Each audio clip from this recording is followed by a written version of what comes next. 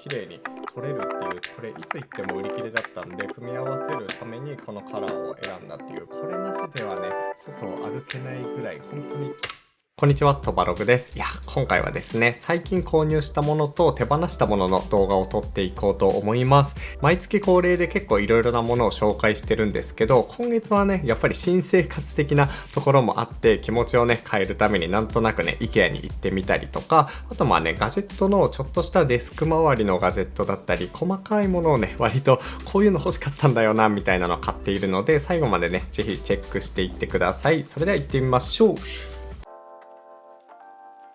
はい、早速紹介していくんですけど、今回ね、買ったもの一発目はこちらですね。ロジクールの真っ白でミニマルな風合いのウェブカメラを購入しています。今回ね、ちょっと手にね、絆創膏今貼ってるんですけど、紙でシャッて切っちゃって、それでね、貼っているので気にしないでください。これはどういうものかっていうと、本当に単純にフル HD で撮影できるウェブカメラで、60fps っていう結構ね、滑らかな感じで撮影することができるものです。トバログ普段からこんな感じでたくさんのカメラを使ってこうやってね動画撮ってるんで、何を今更こんなウェブカメラ必要なんだって思われるかもしれないんですけど、意外とねこのデスクトップユーザー的な悩みがあるんですね。ノート PC だとそもそもねノート PC の画面の上とかにカメラがついてるんですけど、デスクトップってカメラが存在していないんですよ。でそれをこうね今こう撮影してるカメラを接続してこのウェブカメラ的に使おうとすると、いろいろねカメラ側の設定いじんなきゃいけないんですよね。でそれをいじっちゃうと、こうやってね動画撮るときに違う設定になってるみたいな、撮り直しだとかなったりもするので、そういうねリスクとか煩わしさがあるならば、別途ねウェブカメラ専門のもの買っちゃった方がいいかなと思って買ったものです。価格は2万円ぐらいして高いものではあるんですけど、見た目のねデザインとこのファブリック調の感じとか、あとね結構綺麗に撮れるっていうところが魅力的ですね。TikTok とかインスタライブみたいに縦長の動画が撮りたいっていう人はこうやって縦で使ってもいいし、僕みたいにミーティングとかでしか使わないっていう人だったら横にも使えるっていう、こういうねクリップが2個ぐらい付属していて、カメラのねネジ穴で三脚で固定できるのはもちろん、こういうねクリップ型で例えば PC モニターにこうやって引っ掛けて使ったり、こうやってね俯瞰で使ったりできるっていう感じなんですね。でしかもねこれ結構嬉しいのが、この中にマイク内蔵されてるので、もうこれだけ接続しちゃえばここからねマイクと映像ちゃんと両方送れるっていうのもありがたいです。どんな感じの画質で撮れるのかちょっとね試してみますね。はい、こんな感じで今手持ちでこのロジクールのウェブカメラで撮ってるんですけど、どうですか？結構綺麗じゃないですか。フル HD で撮影できるから、割とねライブ配信とかもこれでいけちゃう気がするみたいな思ってます。こうやって固定しておいてもいいし、俯瞰で撮りたいときはこういう風に最近これ買いましたみたいな、こういうね撮り方もできるのいいですね。例えばね今僕自分のことを撮ってるんですけど、画面共有的にこのね画面を共有しつつ、こういう風にね自分の顔をこんな感じで映し出してどっかに置くみたいな、そういうね使い方もアプリ上でできたりするので、意外とね簡単にウェブミーティングだけじゃなくてライブ配信とかそういうのもね結構できそうな気がしてます。画素数が200万画素とかなんで、めっちゃ綺麗な作品的な写真を撮るっていうのは難しいんですけど、情報としてね写真撮って共有するとかそういう用途だったら全然問題ないですね。この筐体のデザインだし、いろいろなところで結構使えそうなので、これをね購入しています。はい、続いて購入したもの、これめちゃくちゃ買ってよかったなって思うものなんですが、ビルケンシュトックのインソールですね。半分だけあるインソールで、すでにねもう 2,3 週間ぐらいがっつり使っているんですが、もうこれなしではね外を歩けないぐらい本当に浸かりにくくておすすめです。これまで結構ね僕歩き方が悪いのか、1時間ぐらい歩くとこのね足のちょっと外側の部分めちゃくちゃ張ってたんですよね。多分このね外側に重心がかかりすぎて、ここばっかりにね負担がいってたんだと思うんですけど、このインソールを試しに購入して実際に使ってみたところ、本当にびっくりするぐらいここが痛くなくなったんですよ。このインソールねコルクの結構硬い素材感なんですよね。なのでクッション性があるとかいうわけじゃなくて、おそらく外側に重心が向いてたのがちょっとね内側というか、歩き方が若干癖がね変わったことによって、本当に疲れが分散されて疲れにくくなったのかなっていう感じがします。結構ねこれ個人的には衝撃で、小学生の頃からねずっと歩くとここの外側が痛いっていうのが悩みだったんですけど、それがね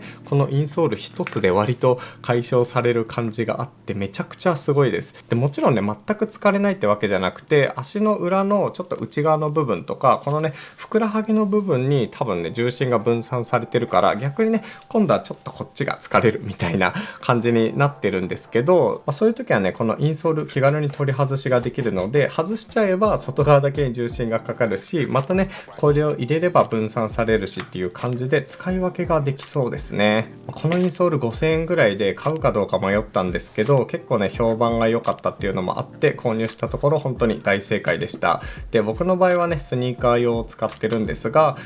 革靴用のもあったり、これをね取り外して別の靴につけられるっていうのもあるので、もしね歩き方とかで気になってる人がいたらこれをね試してみても良いのかなと思います。これは最高です。はい、続いて購入したものこちらですね。アンカーの USB-C ハブですね。ハブ 655USB ハブっていうやつで8種類の機能が1つになったっていうものです。いやこれ結構良くないですか？このカラーと素材感。なんかねここ合皮っぽいレザー調の素材感になっていて、で全体的にねちょっと上品な感じのシルバー、ベージュっぽい感じで統一されてるものなんですね。 USB ハブって入門モデルとかはね結構白系多いんですけど、結構グレードが高くなると黒くなっていくっていう謎のねガジェット的なヒエラルキーを感じるんですが、そういうところがあって、これをずっと使ってたんですが、白いガジェット好きとしてはめちゃくちゃ嬉しいこのカラーがあったので衝動買いしてしまいました。これに関してはね去年の5月とかに発売されたもので新しいものではないんですけど、機能性的には結構十分なんですよね。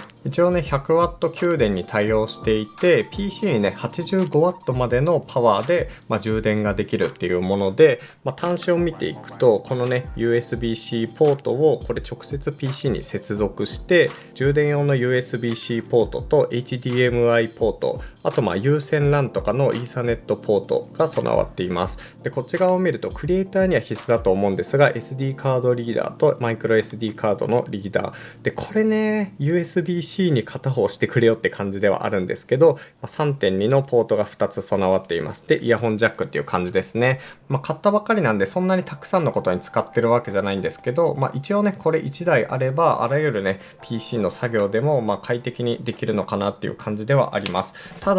これね前から持っていたこっちだと USB-C のね速いポートが備わっていたので、それがねこっちにも乗ってくれたら嬉しいなっていう感じではあるんですけど、持ち歩く用途で結構ね白いガジェットたくさんあるので、それとね組み合わせるためにこのカラーを選んだっていう感じですかね。一応ね HDMI ポートも 4K の 60Hz までの出力に対応してるし、 SD カードもね 300MB で転送できるので、結構ね使い勝手はいいんじゃないかなと思います。このタグ部分がね個人的にこっちとかに来てくれたらもっと嬉しかったなっていう感じです。全体的にいい感じではあるんですけど、価格がね9990円と割とお高めなので、もしかしたらねカラー気にしないならこっちの方が個人的にはいいかもしれないなと思います。はい、続いてもねデスク周りの収納アイテムなんですけど、こちらですね、キングジムのハングオーガナイザーバックインバッグっていうやつです。これ前にもねこういう系のアイテム紹介してはいるんですけども、その時使ってたやつがねコーヒーぶちまけちゃってちょっとね洗濯とかができないからっていうことで捨てちゃったんですよね。なんですけどリビングで作業する時とかにねやっぱりこういうのちょっと欲しいなっていうのがあって購入しました。で僕が購入したのは縦型のベージュで、他にもねこう横型のタイプと、あと黒いモデルがあります。4種類ある感じですね。でこんな感じでねポケットが12345と大きめのメッシュがあって、で裏面を見ると縦型に収納できるポケットとペンポーチと、あと大きめのねノートとかが入るこういうのがあるって感じですね。結構ねサイズ的には小さいです。僕だったらこういうリモコンとかさっき紹介したこういうねハブとかをこういう感じで入れて、あとはラミーのねスタイラスペンとか収納して、で電子ノート入れて、裏面にはね裏面には割とテンキーとか、あと意外と使うこういうメジャーとかね、そういう細かいものをちゃんとね入れて、こうやってデスクにぶら下げて使うことができるオーガナイザーです。前に紹介した無印の折りたたみデスクとかで使うのがすごい相性良さそうですね。でこれね、ちゃんとこういう風にぶら下げて収納しておくだけじゃなくて、こういうねバックパックにそのまま入れてバックインバック的に使うこともできるんですよ。なのでこうやってね普通に入れといて、家に帰ってきたらこのまま机に引っ掛けて、またね仕事とかで家出かけるときはこっちに入れるみたいな、本当にこういうアイテムを収納するシンプルなガジェットではあるんですけど、個人的に割とオーガナイザー系は好きなので、ついつい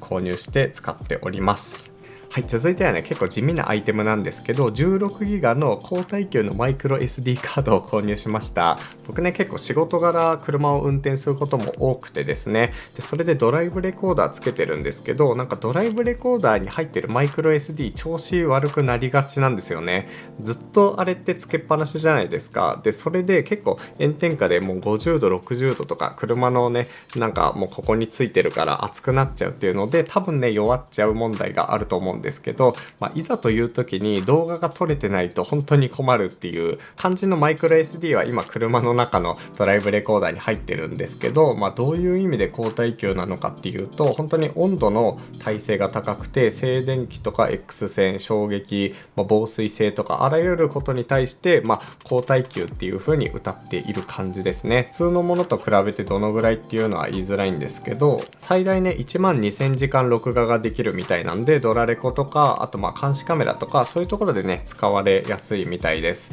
この辺はね本当に僕車を買って1ヶ月目の時に横入りしてきたトラックにカシンってぶつけられちゃったことがあって、それ以来ねちゃんと録画しとこうっていう風に思ってるんですけど、そういう意味でね高耐久のものを買うのがいいかなと思って買い替えしています。はい、続いて購入したものだとこちらですね。 IKEA で購入した充電池と、あと充電用のケースですね。これに関してはねちょっとデザイン的にめちゃくちゃいいんで、単体の動画で紹介したいなと思ってたんですが、ちょっとねタイミングが見失ったので、このタイミングで開封したいと思います。充電池ってねいろいろエネループだったりいろいろなメーカーから出てると思うんですけども、個人的にはこのねパッケージも含め電池のデザインも含め IKEA のやつが一番好きなんですね。で結構ね子供が生まれるとこういうおもちゃだったりこういうおもちゃだったりこういうおもちゃだったり、結構ね乾電池を使う、そして消費がめちゃくちゃ早いっていうシーンがすごく多くなるんですね。今までね結構 Amazon のセールで買ったエネループだったりパナソニック純正のね、充電池だったりいろいろ使ってたんですが、デザイン的にちょっと統一したいなというのがあって、今回ね IKEA のやつで統一しています。これとかめちゃくちゃおしゃれじゃないですか。これいつ行っても売り切れだったんで、今回ねやっと買えたなっていう感じなんですけど、この充電用のケース、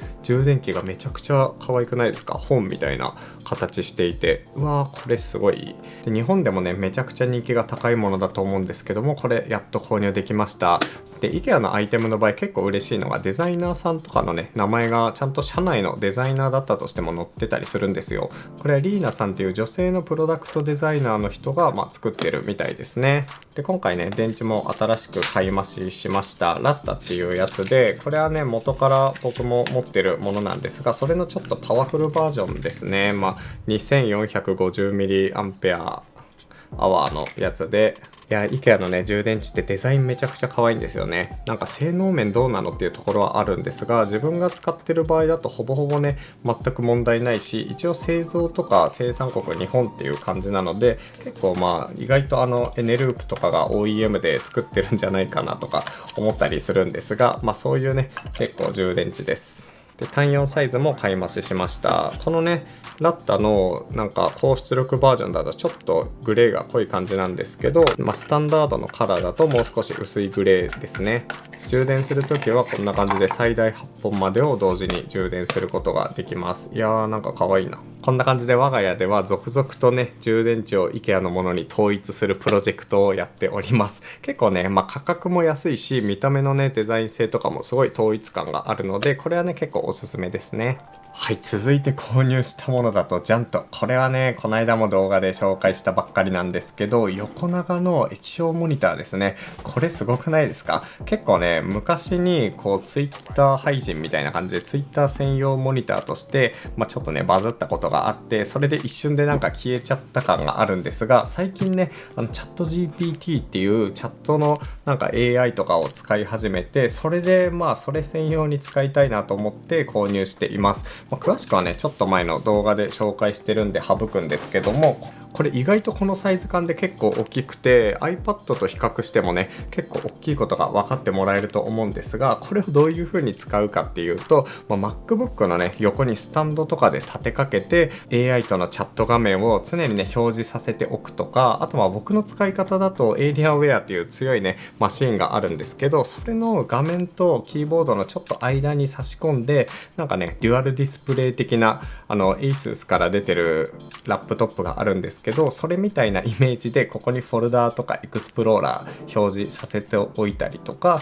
あとは僕メイン PC がデスクトップなんですけど、デスクトップ用のこの大きいねディスプレイのモニターの脇にこれをね置いとくと、そんなに圧迫感なくチャット GPT 専用のね画面が作れるっていうところで、これはね結構愛用してます。でこれ意外といいのが M1MacBook でもこのUSB ポート USB-C の端子1本で電源と入力ができるんですよね。なので煩わしさがほとんどなく、これと MacBook さえあればね普通に作業ができる、デュアルディスプレイができるっていうのもいいし、これでモニターアームにベタってくっつけて使うとか、いろいろね汎用性が高いっていうアイテムですね。価格はね23,000円とかでそんなに安い買い物ではないんですけども、本当に圧迫感はできるだけ減らしたい、だけどデュアルモニターをしたいっていう人の用途に結構ぴったりな感じがあるので、これはねおすすめです。詳しくはちょっと前に公開した動画をチェックしてみてください。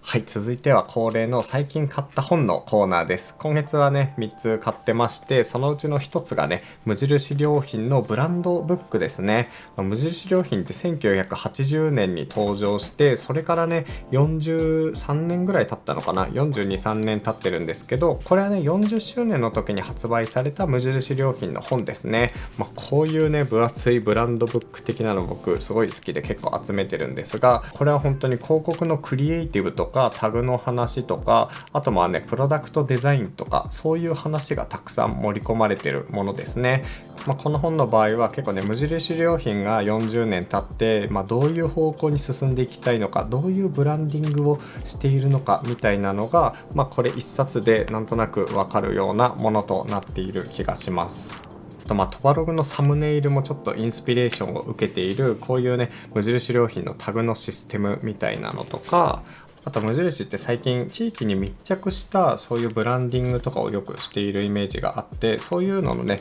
情報とかが書かれていたりします。ただこうやってパラパラめくるだけでもめちゃくちゃ面白いので、ちょっと高いんですけど無印が好きな人は買ってみてください。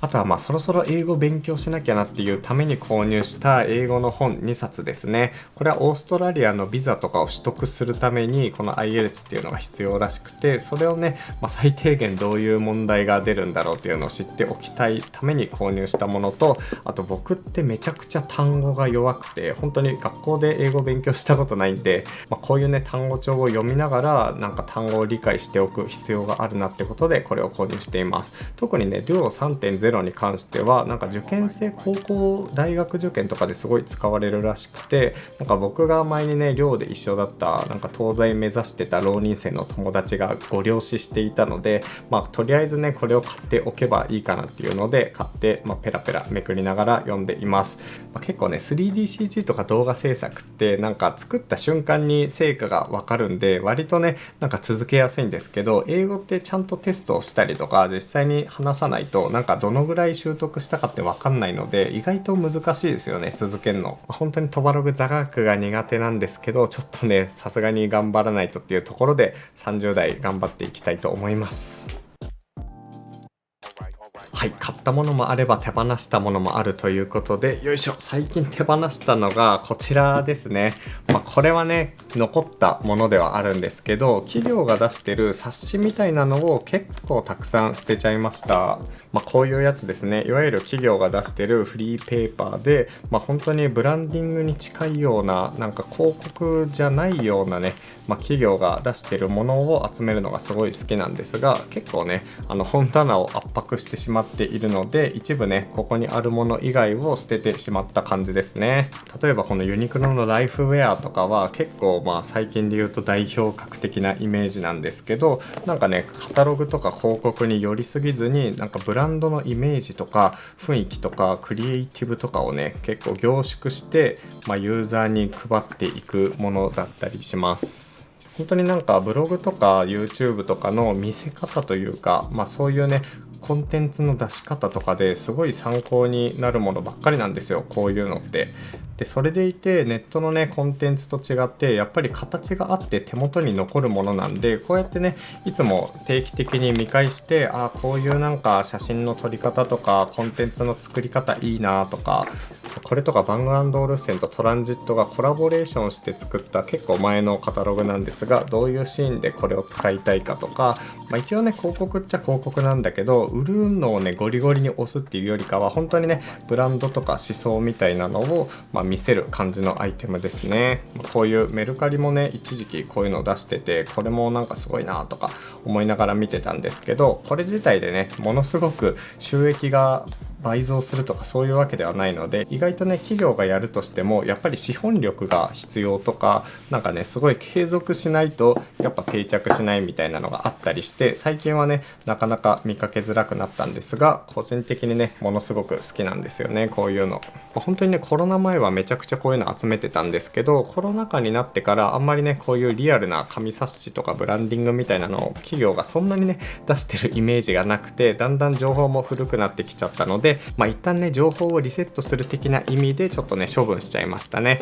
またねこういうの企業がどんどん作ってくれると嬉しいので、ちょっとね企業の人はぜひお願いしますという感じです。はい、というわけで今回の動画はこれで終わりにしようと思います。ちょっとね長い動画になっちゃったんですけど、最後まで見ていただきありがとうございます。皆さんは買ってよかったものとかありましたか？ぜひねコメント欄で教えていただけると嬉しいです。というわけで今回の動画は終わりにします。トバログではこういうね動画の他にもいろいろカバンの中身とかルームツアーやってるので、チャンネル登録お願いします。それでは次の動画でお会いしましょう。トバログでした。